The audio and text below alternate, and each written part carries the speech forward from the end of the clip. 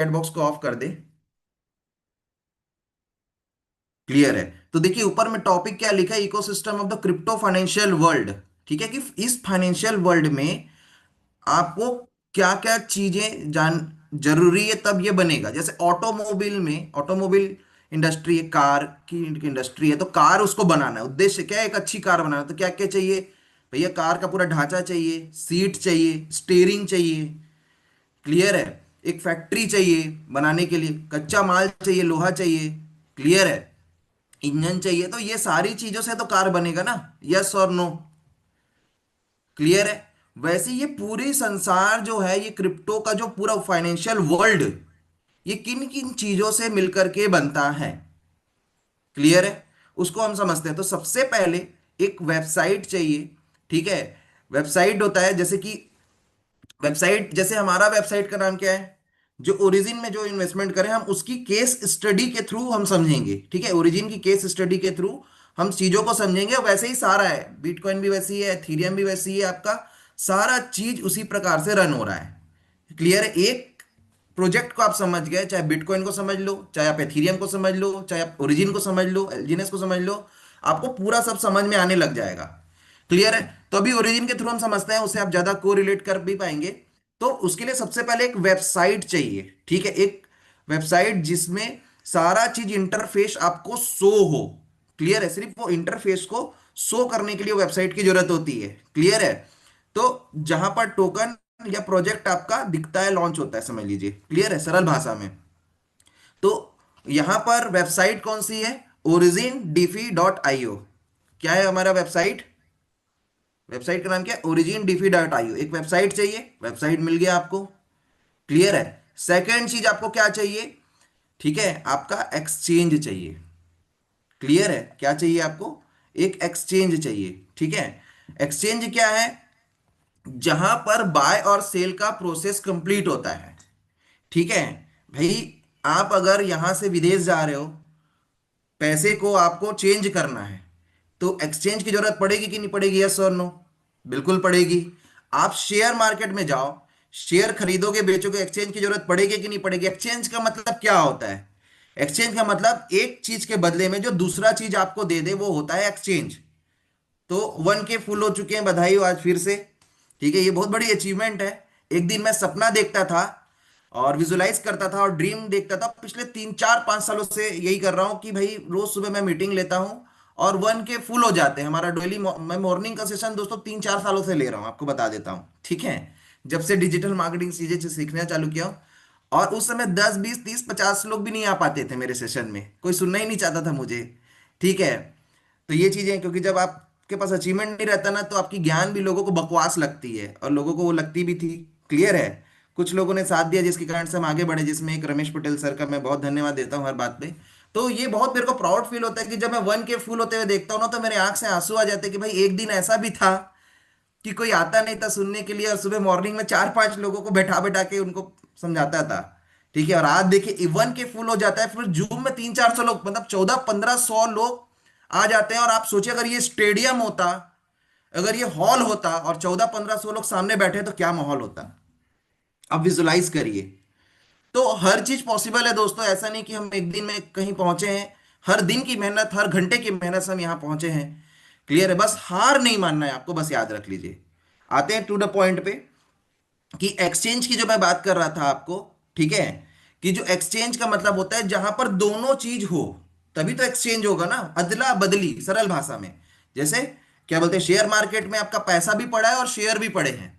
आप शेयर दो रिलायंस का, पैसा ले जाओ, और पैसा दो और शेयर ले जाओ, बात खत्म हो गई। बात समझ में आया? आप एयरपोर्ट में जाते हो, वहां पर आपको डॉलर का एक्सचेंज होता है। अब डॉलर आपको चाहिए, आप जा रहे हो फॉरेन। क्लियर है? आपको डॉलर से वहां पर खरीदी बिक्री होगी। आप अपने रुपए को दो, वहां रुपए का भी बंडल पड़ा हुआ है। ठीक है? एयरपोर्ट में जो एक्सचेंज है वहां पर, और आपके डॉलर का भी बंडल पड़ा हुआ है। ठीक है? आप अपना रुपए को दे दो और डॉलर लेके चले जाओ, उस वैल्यू का जो भी उसका मार्केट वैल्यू चल रहा होगा। ठीक है? और आते समय अब वहां एक्सचेंज में आप अपने डॉलर को दे दो, आप रुपए ले लो। सिंपल सरल भाषा है। तो वही एक्सचेंज यहां पर भी है। यहां पर क्या चीज का एक्सचेंज है? क्रिप्टो करेंसी का एक्सचेंज है। तो यहां पर क्रिप्टो करेंसी पड़ी होगी और डॉलर पड़ा होगा, आप क्रिप्टो करेंसी को जिस भी रुपए में, मतलब डिपेंड करता है उसका पेयर किसका है। किसी सेंट्रलाइज एक्सचेंज में आप जाओगे जो आईएनआर में भी ट्रेड होता है, कि भैया आईएनआर दो क्रिप्टो खरीद लो, क्रिप्टो दो आईएनआर ले लो। फिर डॉलर में भी ट्रेड होता है। फिर आपका स्टेबल कॉइन से भी होता है ट्रेड। क्लियर? तो ओरिजिन किससे हो रहा है? स्टेबल कॉइन से होता है। ओरिजिन जो ट्रेड हो रहा है, मतलब जो एक्सचेंज हो रहा है, वो किससे हो रहा है? वो एक स्टेबल कॉइन से हो रहा है। उस स्टेबल कॉइन का नाम क्या है? कौन बताएंगे? चैट बॉक्स ओपन करें। ठीक है, कौन बताएंगे? हम किससे एक्सचेंज कर रहे हैं? तो डाई से कर रहे हैं। यहां पर स्टेबल कॉइन के रूप में क्या रखा गया? स्टेबल कॉइन मतलब एक डॉलर। क्लियर है? कॉइन दो प्रकार का होता है। पहला होता है अनस्टेबल, जिसका रेट अप एंड डाउन होता रहेगा, बिटकॉइन, एथीरियम, एलजीएनएस, सुई, ये सारा चीज। क्लियर है? दूसरा होता है कि स्टेबल कॉइन जिसका रेट $1 फिक्स है, यूएसडीटी, डाई, यूएसडीसी, और ओरिजिन ने लॉन्च किया स्टेबल कॉइन एक, जो भी प्रोसेस में है। क्लियर? बात समझ में आ गया आपको? तो स्टेबल कॉइन ए एक डॉलर की ही वैल्यू होती है। जब टेथर कंपनी को डॉलर कैश वाला दिया जाता है, तब वो एक एक टोकन, मतलब एक यूएसडीटी डॉलर वाला वो रिलीज करता है। बात समझ में आ गया? वो प्रूफ ऑफ रिजर्व से चलता है। वैसी इंडिया में भी क्रिप्टो करेंसी खुद का लॉन्च किया गया, जहां ₹1 के बदले में आपको एआरसी टोकन मिलेगा। ठीक है? ₹1 के बदले में एक टोकन मिलेगा। असल में वो ₹1 ही है आपका, उसको ₹1 ही माना जाएगा। बात समझ में आ गई आपको? क्लियर है? बट वो पैसे का क्रिप्टो फॉर्म है। पहले पैसे थे हमारे भैया चीजों के रूप में, फिर आए सिक्कों के रूप में, फिर आए नोट के रूप में। ठीक है? और उसके बाद आ गया पैसे जो का रूप बदल गया है, डिजिटल हो गया, फोन पे, गूगल पे। लेकिन पीछे से तो नोट ट्रांसफर होता ही है, बैंक एक दूसरे को तो करता ही है। लेकिन अब नोट का सिलसिला ही खत्म होने वाला है स्टेबल कॉइन आने के बाद, कि पूरी दुनिया जो है अब क्या बोलते हैं, ट्रेड करेगी आपका, क्या बोलते हैं, इससे क्या मैं बोल रहा था आपको, स्टेबल कॉइन से। बात समझ में आ गई? जो पैसा ही है। तो एक्सचेंज का मतलब वही है जहां पर कॉइन भी पड़ा है, ठीक है, और जहां पर आपका डॉलर पड़ा है, स्टेबल कॉइन पड़ा है, वो दोनों का। आप स्टेबल कॉइन दो, अपना नॉन स्टेबल कॉइन एलजीनेस ले जाओ, एलजीनेस को दो, ठीक है, और अपना डॉलर डाई ले जाओ, स्टेबल कॉइन ले जाओ। तो ये दोनों का एक्सचेंज होता है, इसको बोलते हैं आपका एक्सचेंज। बात समझ में आ गई? तो आपका बाय सेल यही होता है, सारी पब्लिक यहीं पर आके खरीदी बिक्री करती है। सरल भाषा में बाजार भी बोल सकते हैं। आगे आते हैं वॉलेट। तो ये अभी जो आपका एलजीनेस है वो कौन सा एक्सचेंज में है? वो है क्विक स्वैप में। एक्सचेंज भी दो टाइप के होते हैं, सेंट्रलाइज और डिसेंट्रलाइज। जैसे बाइनेंस, कॉइन डीसीएक्स एक सेंट्रलाइज्ड एक्सचेंज है। कॉइन डीसीएक्स इंडिया का है, बाइनेंस चाइना का ऑफिस था, फिर उसके बाद वो न्यूजीलैंड और अदर जगह चला गया है। क्लियर है? तो ये चीजें हैं। और सेंट्रलाइज एक डिसेंट्रलाइज एक्सचेंज है क्विक स्वैप, पैनकेक स्वैप। तो होमवर्क आपका क्या है? 5 एक्सचेंज के नाम आपको लिखना पड़ेगा, सेंट्रलाइज और डिसेंट्रलाइज, आपको याद होना चाहिए। क्लियर है? आगे हम लोग बढ़ते हैं। ठीक है? वॉलेट, वॉलेट क्या होता है भाई? अब हम खरीदी बिक्री कर रहे हैं तो कहीं तो रखेंगे ना पैसे को। क्लियर है?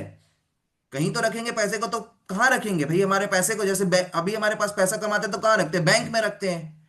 हमारा एक खाता नंबर होता है, ठीक है, जो हमारे लिए लॉट होता है, ठीक है, बैंक में। तो वैसे ही क्रिप्टो की दुनिया में भी, ये भी फाइनेंशियल वर्ल्ड है, तो यहाँ हम अपने क्रिप्टो कॉइन को कहाँ रखेंगे? बोरी में भर के थोड़ी ना रखेंगे, बैंक अकाउंट में थोड़ी ना रखेंगे। ठीक है? ये वेबसाइट में तो चलता नहीं। तो ये आपका कहाँ होगा? आपके वॉलेट में रखाएगा। उसके लिए अलग से वॉलेट डेवलप है, एप्लीकेशन डेवलप है, जैसे बिटगेट, टोकन पॉकेट, मेटामास, XYZ।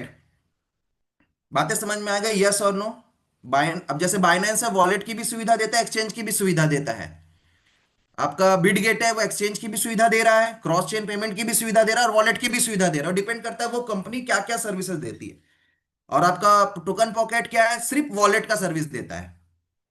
ये हो गया, क्लियर हो गया आपको? वॉलेट क्या होता है? जहां आपका पैसा, आपका कॉइन आपके खाते में है, उसको बोलेंगे वॉलेट। क्लियर है? इसमें लिखा भी है, जिसमें टॉइन कॉइन और टोकन रखने के लिए काम आता है। ठीक है? उसके बाद क्या बोलते हैं? आपका ब्लॉकचेन। ठीक है? ब्लॉकचेन क्या है? अब ये पूरा सारा डिजिटल डाटा है, यहाँ फिजिकल तो कुछ है नहीं। तो यहाँ पर कोई बंदूक लेके तो नहीं खड़ा है भैया, पैसा लेके कोई मत भाग जाए, जैसे बैंक में खड़ा रहता है बाहर में चौकीदार। आरबीआई के लिए अलग चौकीदार लगे होंगे। ठीक है? तो हर बैंक जितना बड़ा पैसा रखा है उसके लिए उतने सारे वहां पर सिक्योरिटी सिस्टम, कैमरा वैमरा सब चीज लगा होगा। यस और नो? क्योंकि वो एक फिजिकल चीज है, नोट है। नोट को हमको बचाना है। उसको जब ट्रांसफर भी करते हैं तो उसके साथ एक बंदूक लेके आदमी चलता है, पूरा पैक्ड रहता है। चीजें होती ही नहीं होती है। लेकिन यहां पर तो डिजिटल सारा डाटा है ना, फिजिकल तो कुछ चीज है ही नहीं। फिजिकल पैसे का तो अस्तित्व खत्म हो जाएगा ना इससे। ठीक है, आपको ये बात पता होगा। और अस्तित्व को खत्म करने के लिए ही क्रिप्टो करेंसीज आई हुई है।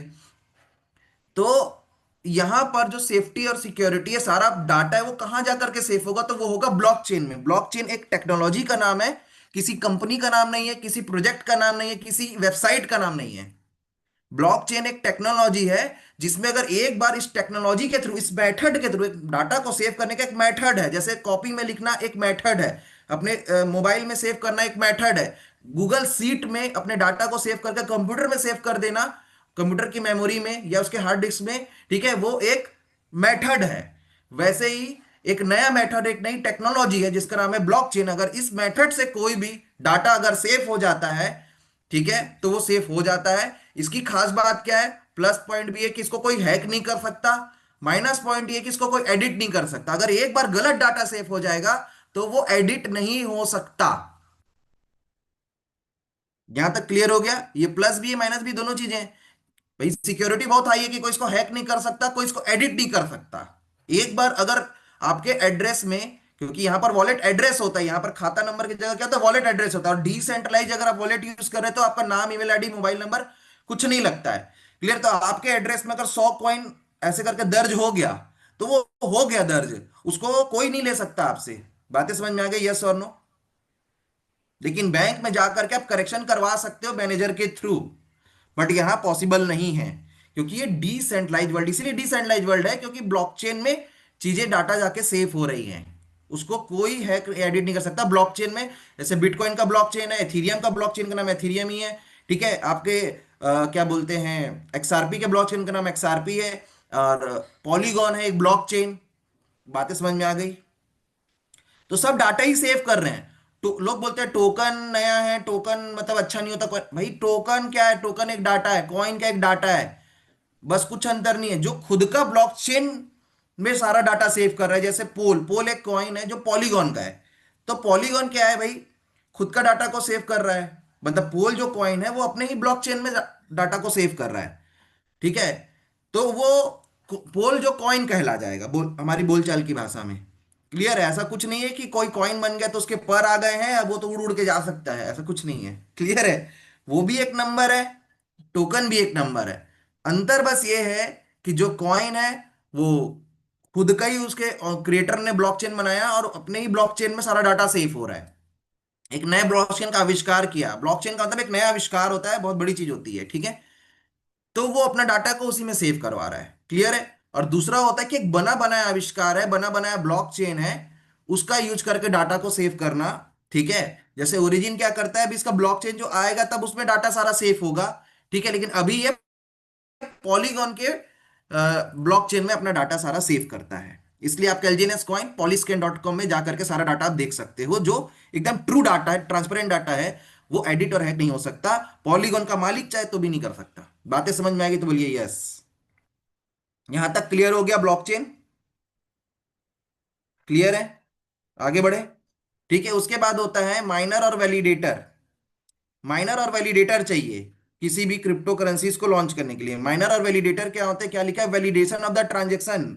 माइनिंग करने बोलते हैं। तो माइनिंग का मतलब क्या है? वैलिडेटर, तो ये क्या होता है? ट्रांजेक्शन हो रहा है भाई, दो लोगों के बीच में ट्रांजेक्शन होता है, तो बैंक वहां पर ट्रांजेक्शन्स को वेरीफाई करता है कि भैया हाँ, इसके बही खाते में इतना पैसा काटो और इसके बही खाते में इतना पैसा जोड़ो। क्लियर है? तो ये बैंक में पूरा एक सिस्टम बना हुआ है इसका। वैसे ही इसको भी सिस्टम बनाना है, क्योंकि एक डिसेंट्रलाइज है। तो यहां पर क्या होगा? तो यहां पर माइनर और वैलिडेटर्स होते हैं जो जो दो तरीके से वैलिडेशन करते हैं ट्रांजेक्शन सही है कि नहीं है। ब्लॉकचेन में जो डाटा दर्ज हो रहा है वो सही हो रहा है कि नहीं हो रहा है, उसको चेक करने के लिए माइनर्स और वैलिडेटर्स होते हैं। क्लियर है? कोई इंसान नहीं करता, सारा सॉफ्टवेयर और कंप्यूटर का काम है इसको करना। कंप्यूटिंग पावर लगती है उसके लिए, ठीक है। और जो इस काम को करवाते हैं, मतलब मशीन को लगाते हैं और उसके पीछे एनर्जी लगती है, सब चीज लगता है, ठीक है। दूसरा सॉफ्टवेयर के थ्रू भी होता है, ठीक है। तो इस पूरे प्रोसेस को माइनिंग और वैलिडेशन बोलते हैं, ठीक है। इसको करवाने वाले को माइनर और वैलिडेटर बोलते हैं।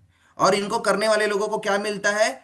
जिस भी कॉइन की वो ट्रांजेक्शन को चेक कर रहे हैं, जैसे बिटकॉइन का करोगे, एथीरियम का करोगे, पॉलीगॉन का करोगे, तो जिसका भी वो करेंगे, ठीक है, वो ब्लॉकचेन के जो क्रिएटर हैं, ठीक है, जैसे एथीरियम के हो गए, बिटकॉइन के हो गए, पॉलीगॉन के हो गए, वो क्रिएटर उनको वही कॉइन गिफ्ट में देंगे जिसको बेच के वो पैसा बना लेंगे। जैसे बिटकॉइन का आप करोगे तो बिटकॉइन आपको मिलेगा, एथीरियम करोगे तो एथीरियम का मिलेगा। ठीक है, मेरा बैटरी लो होने वाला है कुछ समय में, फिर मैं मोबाइल से लूंगा, और क्योंकि लाइट यहाँ गोल हो गई है। क्लियर है? आगे हम लोग बढ़ते हैं। ठीक है, स्मार्ट कॉन्ट्रैक्ट की बात करते हैं। अब स्मार्ट कॉन्ट्रैक्ट क्या होता है? क्लियर है? स्मार्ट कॉन्ट्रैक्ट्स ये होते हैं कोडिंग की भाषा में लिखा गया नियम। अभी पूरा डिसेंट्रलाइज वर्ल्ड है, तो डिसेंट्रलाइज कैसे है? डिसेंट्रलाइज मतलब जिसको कोई एक इंसान, कोई एक सेंट्रल अथॉरिटी कंट्रोल नहीं करती, उसको बोलते हैं डिसेंट्रलाइज। बातें समझ में आ गई? यस और नो? ठीक है, तो वो उसके लिए क्या करना है, तो अब कैसे करेंगे भाई इसको? तो उसके लिए स्मार्ट कॉन्ट्रैक्ट डिजाइन किए जाते हैं। तो स्मार्ट कॉन्ट्रैक्ट का आविष्कार हुआ। ठीक है, अब स्मार्ट कॉन्ट्रैक्ट्स क्या होते हैं? कोडिंग की भाषा में लिखा गया नियम और कानून, set of rules written in coding, लिखा हुआ है मैंने। ठीक है, सिंपल सा परिभाषा है उसका, कोडिंग की भाषा में लिखा गया नियम और कानून। जिस नियम कानून को एक बार लिख करके ब्लॉकचेन में लिख दिया जाता है, तो जैसे मैंने बता दिया ब्लॉकचेन में लिखा गया, उसमें सेव हो गया, तो वो एडिट और हैक नहीं हो सकता, इसलिए उसकी कोडिंग चेंज नहीं होती है। और वो पूरा जो आपका सॉफ्टवेयर है उसी कोडिंग के थ्रू चलता है, और उसको कोई चेंज नहीं कर सकता। अगर उसने बोल दिया कि 1% एक दिन का देना है कॉइन, तो 1% एक दिन का देगा, उसको कुछ नहीं कर सकता वो। बातें क्या समझ में आई आपको? यस और नो?